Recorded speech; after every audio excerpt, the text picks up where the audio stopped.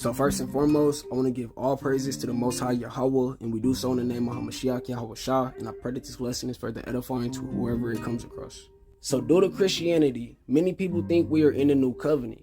They believe the new covenant was activated when the Messiah, Yahweh Shah, died, and this has been the understanding in the so-called religious community for hundreds of years. Behold, the perfect and impossible standard of God's law. It's Moses 2.0, and the whole point is we could never keep it. So that now on this side of the cross, the dividing line of human history, that law has been fulfilled, and we are welcomed into the new covenant way of God's grace. Do you realize the cross is the dividing line, that the death of Jesus changed everything? It's not the birth of Jesus, but the death of Christ that brought in God's new way. Though most Israelites know this understanding is just more European mythology, there are Israelites who still believe a European say, and most of the world tends to do the same. This doesn't make sense due to Israelites being the only one who can teach the Bible, not Europeans, as it is written in Psalms 147:20, Romans 3:1-2, and Acts 13:47. But unfortunately, many would rather listen to mythology instead of sound doctrine, as it is written in 2 Timothy 4:3. So today, I'm going to address the new covenant and expose the ignorance behind the common understanding, and Lord willing, whoever has ears to hear is further edified. Alright, so let's start with Jeremiah 31:33-34, and it reads, "But this shall be the covenant that I will make with the house of Israel after those days, saith the Lord. I will put my law in their inward parts, and write it in their hearts, and will be their Yahweh, and they shall be my people. And they shall teach no more every man his neighbor, and every man his brother, saying, Know the Lord, for they shall all know me, from the least of them unto the greatest of them, saith the Lord. For I will forgive their iniquity, and I will remember their sin no more." I like to start by saying we know this is talking about the new covenant due to verse 32 of this chapter, making the new covenant the subject matter, not the old covenant. Also, verse 33 said this new covenant would start after those days, which is another way of saying this event will take place after the last days are over, as it is written in Matthew 24:29-30. With this being said, the Father is telling us the new covenant won't begin until after the last days are finished, and as many know, we are currently living in the last days, which means they are not over and we are not in the new covenant. When we move to verse 34, we see the Israelites will no longer teach each other when the new covenant begins. This implies they will be perfect, and is important because if you believe we are in the new covenant, you need to explain why Israelites are still teaching each other to keep the laws of the Father, Yahweh, and believe in the Messiah, Yahweh Shah. Even if you don't believe the Israelites are blacks, natives, and Latinos, there's no nation or group of people on earth who are perfect in the biblical law or in their beliefs. And until we can identify a perfect Israelite nation on the earth at this moment, we can't logically say we're already in the new covenant. Now let's continue. So for this next verse, let's move to Hebrews 8:6, and it reads, "But now hath he obtained a more excellent ministry, by how much also he is the mediator of a better covenant, which was established upon better promises." The one called he in this verse is the Messiah, Yahweh Shah, and we know this due to verse 1 of this chapter making him the subject matter. Now let's get back to the point. Here we see the Messiah, Yahweh Shah, is the mediator of the new covenant. With this being said, we can't be inside the new covenant if we still need a mediator. The word mediator is defined as go-between and one who intervenes between the two. This means the Messiah is literally in between the believers and the new covenant at this moment. And only by going through the Messiah are we able to get to the new covenant, as it is written in John 14:6. This does not mean if you believe in Yahweh Shah, you are in the new covenant. To go through Yahweh Shah and to get to his Father is another way of saying believe in the Messiah and his teachings to be saved and eventually see the Father in the kingdom. So until UFOs come down and save true believers, nobody has gotten through the Messiah, and the new covenant is not in effect. What's the matter? Lives flashing before your eyes? Pick it up. Pick it up.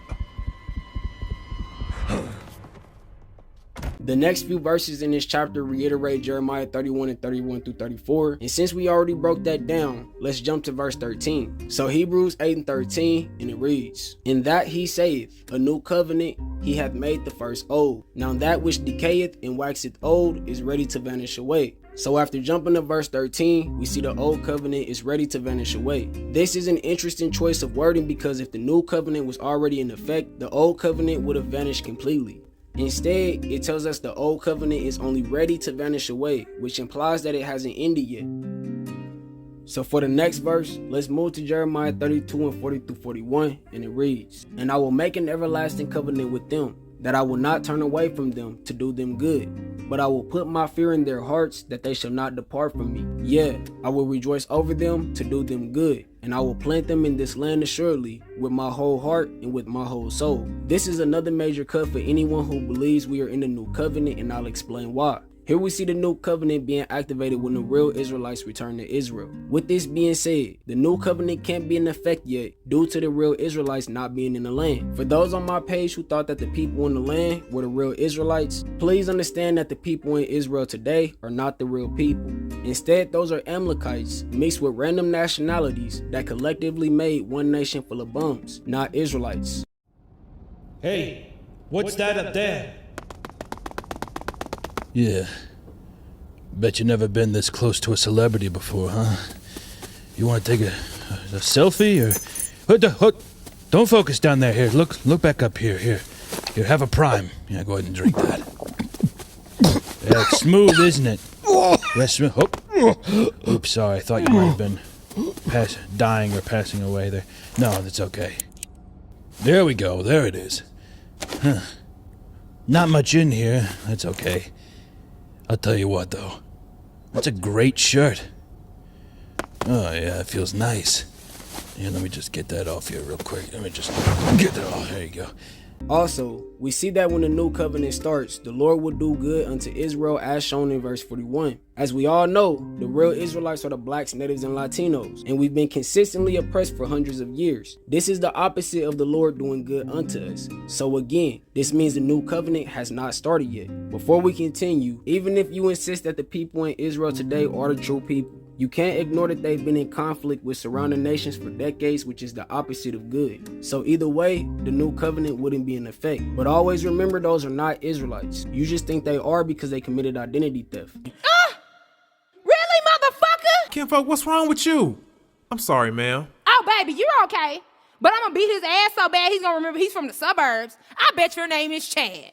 Tupac didn't die so you could quote his lyrics in your smart car. Bad built ass, looking like Eminem with a thyroid problem. Fat fuck. Bad built. Only thing that's getting fucked around here is my culture, looking at your confused ass, smelling like Black and Milds cultural appropriation and deception. I just want to take your stomach and cover myself up for the winter. I bet your fat ass hibernates. Ooh, you built like the letter D. I'm sorry. Y'all be safe. Come on, Kinfolk. Come on. Now that we have this fully established, let's continue with the remainder of the video. So at the end of the day, as I've said multiple times in this lesson, the new covenant is not in effect. We are still in the old covenant, and we will be in the old covenant until the Messiah redeems his people. There is no specific verse that says we are still in the old covenant word for word.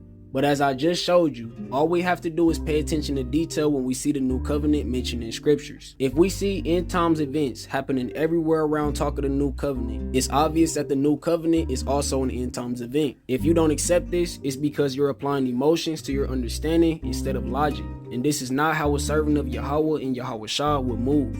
Lord willing, this lesson was further edifying to whoever had ears to hear. Shalom.